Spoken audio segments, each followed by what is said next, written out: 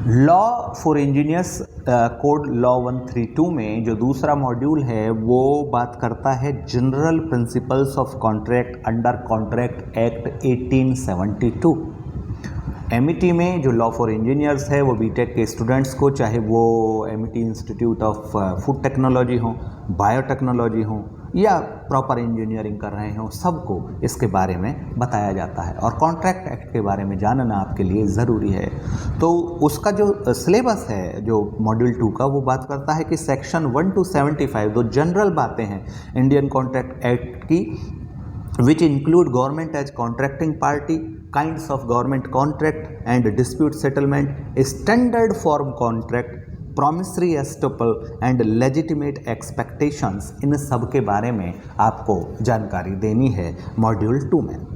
तो जो general principle of law of contract हैं सेक्शन 1 से 75 के अंतर्गत, आपको यदि कभी भी विस्तार से पढ़ना है तो बेयर एक्ट अवेलेबल है, आपको कई सारी आज की डेट में गूगल पे बहुत सारी चीज़ें हैं, लेकिन मैं इस लेक्चर के माध्यम से, इस वीडियो के माध्यम से आपको जनरलाइज्ड चीज़ें, मिनिमम पॉसिबल जो ज़रूरी हैं आपको जानना, उनकी चर्चा यहाँ पे करूँगा।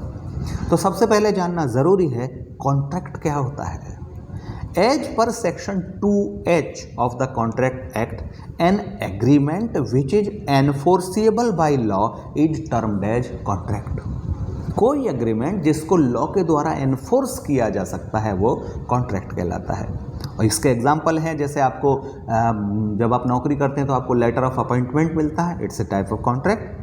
आपको रजिस्टर्ड रेंट एग्रीमेंट कराते हैं, आप किराए के घरों में रहते हैं, that can be enforceable by law, वो आपका कॉन्ट्रैक्ट है।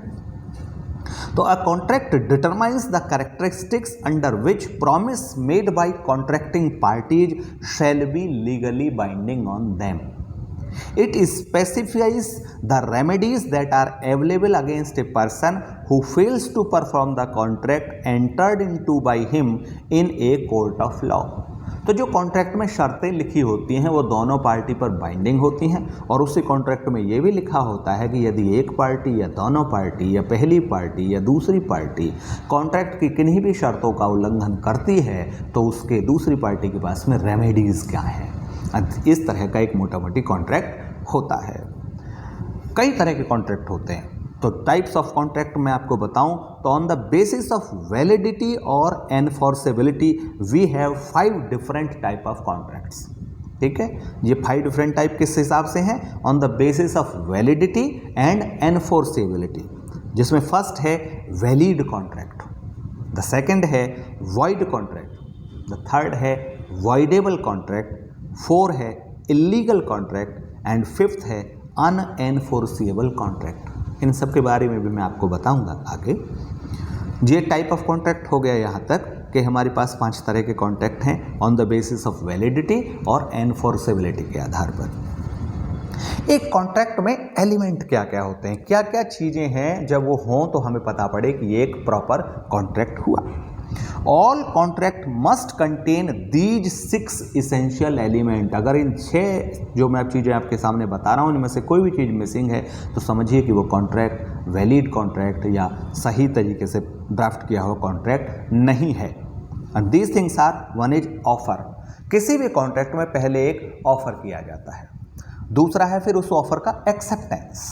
अगर दूसरी पार्टी ने उसको एक्सेप्ट किया है, पहली ने ऑफर किया, दूसरी ने एक्सेप्ट किया, कॉन्ट्रैक्ट सही जा रहा है। थर्ड इज अवेयरनेस, वो जो ऑफर किया जा रहा है और वो जो एक्सेप्ट किया जा रहा है दोनों ही भूल भुलैया में नहीं करने हैं। बोथ पार्टीज मस्ट नो कि this is a proper offer, and जो एक्सेप्ट कर रही है उसको भी पूरी तरह से उस कॉन्ट्रैक्ट की सारी चीज़ें पता होनी चाहिए, यानी ऑफर हुआ, एक्सेप्ट हुआ और अवेयरनेस के साथ हुआ। 4th इज लॉफुल कंसिडरेशन, एक चीज़ आप ले रहे हो, एक चीज़ आप दे रहे हो, तो वो जो लेन देन है वो दोनों ही लॉफुल होने चाहिए। कोई आदमी ये कहे कि आप मुझे एक बंदूक दे दीजिए और मैं आपको उसके बदले गांजा दे देता हूँ, तो ये कतई भी लॉफुल कंसिडरेशन नहीं है और ये इलीगल कॉन्ट्रैक्ट होगा। एंड 5th इज कैपेसिटी, आप 18 साल से ऊपर होने चाहिए, आप बुद्धिहीन नहीं हो, आप ड्रंकड नहीं हो, आप दिवालिया नहीं हो, यानी आप में कॉन्ट्रैक्ट करने की कैपेसिटी होनी चाहिए कानूनन। 6 is legality of A object, जैसे मैंने अभी आप बात करी कि बंदूक के बदले और गांजा आप देने लगे तो ये जो है ये ऑब्जेक्ट लीगल नहीं हुआ। तो जो भी ऑब्जेक्ट का लेन देन आप कर रहे हैं वो भी लीगल होना चाहिए। And last comes genuine and free consent. आप किसी की ज़मीन खरीद रहे हैं, उसके कनपट्टी पे पिस्तौल लगा के, और आपने पेपरों पे साइन करा लिए, तो कभी भी इस कॉन्ट्रैक्ट को चैलेंज किया जा सकता है, क्योंकि उसमें जो कंसेंट उस व्यक्ति ने दी है वो फ्री कंसेंट नहीं थी। तो अब आपको पता पड़ गया what are the elements of contract. मैं अगेन एक बार कह देता हूँ, it's should have offer, acceptance, awareness, lawful consideration, capacity to contract, legality of object and genuine and free consent. इसके बाद हमें जो कॉन्ट्रैक्ट में बात समझ आती है वो ये है कि हमने सबसे पहले भी पढ़ा कि कॉन्ट्रैक्ट क्या होता है, agreement which is enforceable by law. तो यहाँ आती है कि एग्रीमेंट क्या होता है, what is the difference between agreement and contract. N agreement is an understanding और arrangement reached between two or more parties. कोई अंडरस्टैंडिंग है हमारी, एनफोर्सेबल बाय लॉ का कोई चक्कर नहीं है उसमें, हमारी अंडरस्टैंडिंग हम कर भी सकते हैं, उसको नहीं भी कर सकते हैं। A contract is a specific type of agreement. अब ये जो ये अंडरस्टैंडिंग थी उसमें specific type of agreement that is by its terms and elements. Elements कौन थे, वो जो 6 मैंने बात करी अभी, और टर्म्स एंड कंडीशन कौन सी होगी, जिनको यदि आप फॉलो नहीं करोगे तो दूसरी पार्टी के पास जो रेमेडी है उनका वो लाभ लेगी। Is legally binding and enforceable by court of law. मैं फिर से रिपीट करता हूं, an agreement is an understanding on arrangement reached between two or more parties, whereas a contract is a specific type of agreement that is by its terms and elements is legally binding and enforceable by court of law. So that is the difference. You understood what is agreement, what is contract, what are essential of elements, what type of contracts. Now comes the most basic rule of a contract. क्या है most basic rule of contract? The most basic rule of law is that a legal contract exists when one party makes an offer and the other party accepts it. The contract between you and MET, आप लोग MET के student ज़्यादातर या किसी भी university में पढ़ रहे हैं, the contract between you and MET for doing this course is an example of the same. आपने एमईटी ने ऑफर किया, अपने ब्रोशर निकाले, अपने एडवर्टाइजमेंट दिए कि हमारे यहाँ ये कोर्स हो रहे हैं, आपने उसे एक्सेप्ट किया, आपने उसे अच्छे से पढ़ा, एमईटी को पता है उन्होंने ऑफर दिया है, ऑफर क्लियर है, एक्सेप्टेंस क्लियर है, आपकी अवेयरनेस क्लियर है, आप 18 साल से ऊपर के हैं, आप में कैपेसिटी है उसकी, ऑब्जेक्ट लॉफुल है, कंसीडरेशन आप जो उसको फीस दे रहे हैं इसके बदले में वो लॉफुल है, ये सारी चीज़ें हो गई, और आपकी जेन्युइन एंड फ्री कंसेंट है, किसी ने आपके कनपट्टी पे पिस्तौल लगा के ज़बरदस्ती नहीं कहा है कि एमईटी में पढ़ो।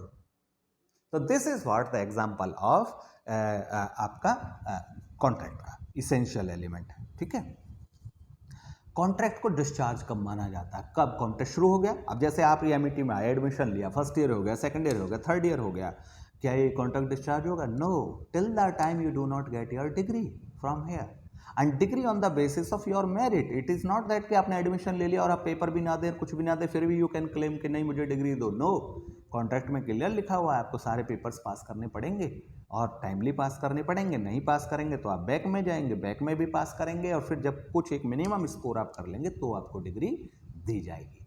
तो discharge of contract, the discharge of a contract takes place when the obligation of the contract between the parties of the contract comes to an end. जितनी भी पार्टी हैं उसमें 2 भी हो सकते हैं, 2 से ज़्यादा भी, उनके बीच जो भी ऑब्लिगेशन था जो वो पूरा हो जाता है, तो this can be termed as the discharge of the contract. This also end the legal validity of the contract. हम किसी भी तारीख तक किसी चीज़ को लेके चलते हैं, तो जैसे 4 साल में आपको नॉर्मल में कोर्स करना है और अधिकतम आपको वो 8 साल के अंदर कर लेना है, तो उसकी जो वैलिडिटी है वो भी खत्म हो जाती है। जब ऑब्लिगेशन वो 4 में कर लें, 4 में खत्म हो गई, 5 में कर लें, 5 में खत्म हो गई, 6 में कर लें, 6 में खत्म हो गई, और 7 में कर लें, 7 में, और 8 में आप नहीं ही कर पाए तो भी उसकी लीगल वैलिडिटी खत्म हो गई। The discharge of contract is also referred to as the termination of the contract, और उसके बाद आपका कॉन्ट्रैक्ट टर्मिनेट हो जाता है, पूरा हो जाता है। ठीक है, सो दिस इज व्हाट हमने जाना, what is an agreement, what is contract, what are the essential of contract, what are the types of contract, क्या डिफरेंस है एग्रीमेंट और कॉन्ट्रैक्ट में, उसके बाद में क्या बहुत सबसे जेन्युइन चीज़ रिक्वायर्ड है कॉन्ट्रैक्ट में। और कॉन्ट्रैक्ट डिस्चार्ज कब होता है, यानी कॉन्ट्रैक्ट के शुरू होने से लेकर उसके पूरा होने तक की प्रक्रिया को हमने जान लिया।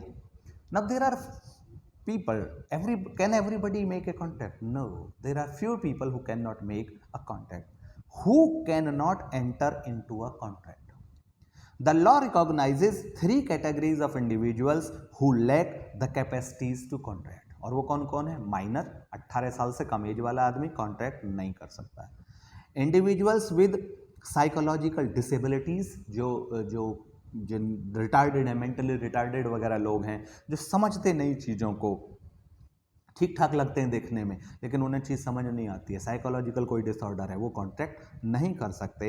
And the third is intoxicated person, नशे की हालत वाला आदमी, चाहे वो बाकी सब तरह से 18 साल से ऊपर का भी है, उसे कोई साइकोलॉजिकल डिसऑर्डर भी नहीं है, लेकिन इस वक्त वो टल्ली है, इस वक्त उसने भरपूर मात्रा में पी हुई है, शराब पी हुई है, गांजा पिया हुआ है, भांग पी हुई है, कोई और अन्य प्रकार का नशा किया हुआ है, और उससे एकाएक आंख खोल के और किसी तरह आप साइन ले लेते हो, that will not be termed as a contract. Okay, so these are the three kind of people: minor, intoxicated person and psychological disorder person contract में एंटर नहीं कर सकते।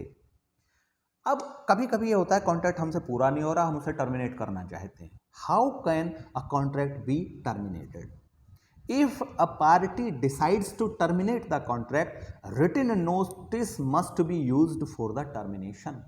बहुत बार आपने देखा होगा फैकल्टीज़ या कहीं किसी कंपनी में आप नौकरी पे लगते हैं तो वहाँ लिखा रहता है कि जब भी आपको नौकरी छोड़नी है आप 3 महीने पहले, 2 महीने पहले या 1 महीने पहले हमें नोटिस देंगे, और हमें भी यदि आपको नौकरी से निकालना है तो हम आपको 3 महीने पहले, 2 महीने पहले या 1 महीने पहले नोटिस देंगे या उतनी आपको सैलरी देंगे और आपको नौकरी से निकाल सकते हैं इमीडिएटली। बस आज ख़त्म, ऐसे आप नहीं कर सकते। If a party decides to terminate the contract, written notice must be used for the termination.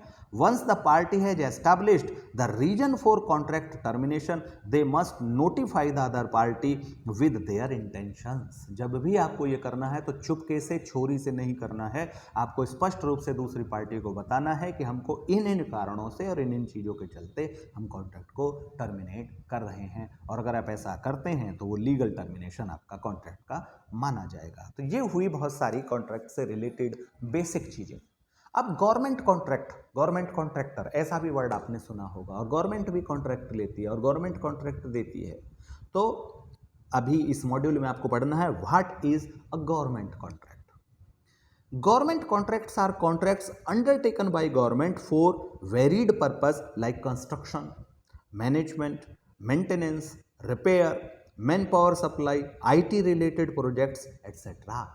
बहुत बड़े बड़े प्रोजेक्ट गवर्नमेंट के चल रहे होते हैं, गवर्नमेंट उसमें एक पार्टी होती है, द अदर पार्टी उसमें कॉन्ट्रैक्टर होता है, और जो देश के लिए ज़रूरी होते हैं उन सब, जो मैंने अभी सारी बातें बताई, उन सब के लिए गवर्नमेंट भी कॉन्ट्रैक्ट जो है वो अंडरटेक करती है।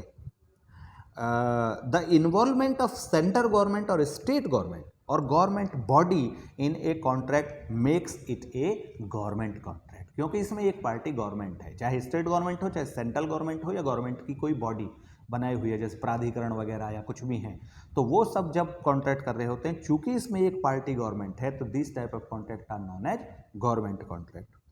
To bind the government in contractual liability, the three requisites must be there, and which are: it should be a written contract, execution by the authorized person, and expression in the name of president or governor. राष्ट्रपति यदि centre की बात है और governor राज्यपाल यदि state की बात है, उनके नाम पे कॉन्ट्रैक्ट किया जाएगा, और वहाँ से एक ऑथराइज लेटर होगा, कोई अंडर सेक्रेटरी, सेक्रेटरी, कोई सीईओ, कोई साइन करेगा, वो लीगल आदमी होगा जो उसके उनके on behalf of them sign करेगा, और रिटन होगा ऑलवेज। गवर्नमेंट कॉन्ट्रैक्ट कभी वर्बल नहीं होते, they will be always written. Article 12, 298 and 299 of Contract Act deals with government as contract agency under Contract Act 1872. आपको विस्तार से पढ़ना है जीवन में कभी गवर्नमेंट कॉन्ट्रैक्ट लेने का या गवर्नमेंट कॉन्ट्रैक्ट के रूप में साइन करने का, एग्जीक्यूटिव अथॉरिटी के आपको साइन करने का मौका मिले और आपको नहीं पता हो कि भाई मेरी क्या ऑब्लिगेशंस है, क्या रिस्पॉन्सिबिलिटीज़ हैं, तो आप कॉन्ट्रैक्ट एक्ट 1872 उठाइएगा, उसका आर्टिकल 12, 298 और 299 को पढ़िएगा और आपको अपनी जो चीज़ें हैं वो पता पड़ जाएंगी ना। गवर्नमेंट भी कई टाइप के कॉन्ट्रैक्ट लेती है और जिससे जो है कि जैसे एक है फिक्स्ड प्राइस कॉन्ट्रैक्ट, किसी भी चीज़ के लिए, जैसे आर्मी वगैरह के लिए दूध, सब्जी, ये सब सप्लाई होती है। अब इनकी तो कीमतें बढ़ती रहती हैं। अब टमाटर आज 10 रुपये किलो है, कल 80 रुपये किलो हो जाएगा, और आज 80 रुपये किलो है, कल 10 रुपये किलो हो जाएगा। तो ये कॉन्ट्रैक्ट कैसे किया जाएगा पूरे साल टमाटर सप्लाई करने का? तो गवर्नमेंट एक fix price as an average निकाल के कहती है कि भाई हम आपको गवर्नमेंट, चाहे टमाटर 10 रुपये किलो बिके कभी, चाहे टमाटर 80 रुपये किलो बिके कभी, हम आपको फिक्स प्राइस 40 रुपये किलो दूंगे पूरे साल। आप लेते हो तो लो, फिक्स प्राइस कॉन्ट्रैक्ट, ठीक है। अब उसमें अक्सर फ़ायदा ही रहता है कॉन्ट्रैक्टर को, नहीं तो ले क्यों कोई वो, तो उसमें कभी कभी नुकसान भी हो जाता है। पूरे साल 80 रुपया है और मुझे तो 40 ही मिलेंगे, लेकिन अगर पूरे साल 10 रुपया है पर गवर्नमेंट से गारंटीड है कि 40 रुपये मिलेंगे।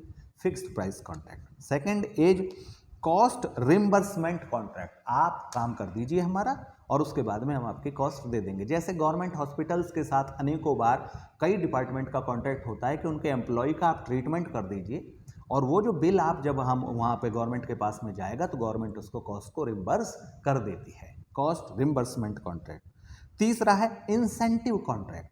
अब गवर्नमेंट ने किसी भी तरह से, माना जिस तरह से ये है कि भाई जो ट्यूबेक्टोमी या ये जो नसबंदी ऑपरेशंस कराने हैं या कोई और इस तरह की चीज़ें करानी हैं जो समाज में वेलफेयर को प्रमोट करती हैं, तो वो कहेंगे कि यदि आप ट्यूबेक्टोमी कराएंगे तो आपको हम 1500 रुपये देंगे, या फिर आप ये करेंगे तो आपको हम ये देंगे। काइंड ऑफ इस टाइप की चीज़ है कि आपको इंसेंटिव मिलेगा, वो जो जितना भी आप काम करेंगे उस काम के बदले आपको इंसेंटिव मिलेगा। The fourth one is indefinite delivery contract. कब तक भी आपको हमें डिलीवरी देनी होगी, हम ये नहीं बता सकते ये 1 साल का कॉन्ट्रैक्ट है, 2 साल का कॉन्ट्रैक्ट है। यदि आप तैयार हो तो करो, हमें इनडेफिनिट डिलीवरी के लिए आपको कॉन्ट्रैक्ट करना है। And fifth one is time and material contract. ठीक है, इतने टाइम में आपको इतना मटेरियल हमको देना है। इस टाइप का जब आप कॉन्ट्रैक्ट करते हैं तो those are known as time and material contract. हमने ये जाना कि व्हाट आर गवर्नमेंट कॉन्ट्रैक्ट और वो कितने टाइप के होते हैं, इसके बारे में भी हमने जान लिया। अब जो मॉड्यूल 2 में आपकी 2 बड़ी बातें बचती हैं, वो एक है स्टैंडर्ड फॉर्म कॉन्ट्रैक्ट क्या होता है और एक है प्रॉमिसरी एस्टोपल। आपने अक्सर, सबके पास मोबाइल है और मोबाइल का सिम लिया होगा या मोबाइल के बारे में एक्सेसरीज या मोबाइल जब लेते हैं तो एक पर्चा सा वो भर आता है सिम के बारे में, बहुत छोटे छोटे शब्दों में उसमें अंग्रेजी हिंदी लिखी हुई होती है और उस पर 3-4 जगह आपसे साइन करा लिया जाता है। या आप गवर्नमेंट बैंक में या किसी भी बैंक में जाके खाता खुलाने जाते हैं तो जो खाता खुलाने का फॉर्म है उस पर भी बस वो 3-4 जगह निशान लगा देता है, यहाँ साइन कर दो। आपको उसमें बहुत सारी अंग्रेजी लिखी हुई होती है, आप उसे कभी नहीं पढ़ते, शायद ही कभी पढ़ते हो। या आप जिस वक्त LIC या कोई पॉलिसी ले रहे होते उस वक्त भी एजेंट आता है कि यहाँ साइन कर दीजिए, यहाँ फ़ोटो लगा दीजिए, उसमें भी 8-10 पेज के बहुत सारी चीज़ें लिखी हुई होती हैं, उन्हें भी शायद ही आप कभी पढ़ते हो। इस टाइप के जो कॉन्ट्रैक्ट होते हैं वो स्टैंडर्ड फॉर्म कॉन्ट्रैक्ट कहे जाते हैं। उनका फॉर्मेट एक सा ही रहता है और उसमें ये बात रहती है कि take it or leave it, हम इसको नहीं बदलेंगे तुम्हारी मर्जी से। नॉर्मली कॉन्ट्रैक्ट दोनों पार्टियों की म्यूचुअल अंडरस्टैंडिंग पे होता है, लेकिन जो स्टैंडर्ड फॉर्म कॉन्ट्रैक्ट है उसका कॉन्ट्रैक्ट पहले से बना हुआ है और आपको लेना है तो लीजिए, नहीं लेना है तो मत लीजिए। अब मैं इस चीज़ को पढ़ के आपको बता देता हूँ। A standard form of contract is a contract between 2 parties that does not allow the negotiation, negotiation नहीं है इसमें, that is take it or leave it. It is often a contract that is entered into between unequal bargaining partners. जियो का SIM है और मैं एक normal customer हूँ, unequal bargaining partner, लेना है तो लो। If it would be difficult for large scale organizations to draw up a separate contract with every individual. अब जियो के माना 20 करोड़ कस्टमर हैं, अब वो हर एक के लिए अलग से तो नहीं ला सकते ना, तो उसने एक स्टैंडर्ड फॉर्म कॉन्ट्रैक्ट बना दिया। They therefore keep a printed form of contract which often excludes the liability of the organization and the contracting party has no option but to accept it or leave it. Employment with organizations and cell phone service agreements are such examples. तो ये हुआ आपका standard form contract. और last जो topic आपका module 2 में बचा वो बात करता है प्रॉमिसरी एस्टोपल। ये क्या होता है इसके बारे में हम जानते हैं।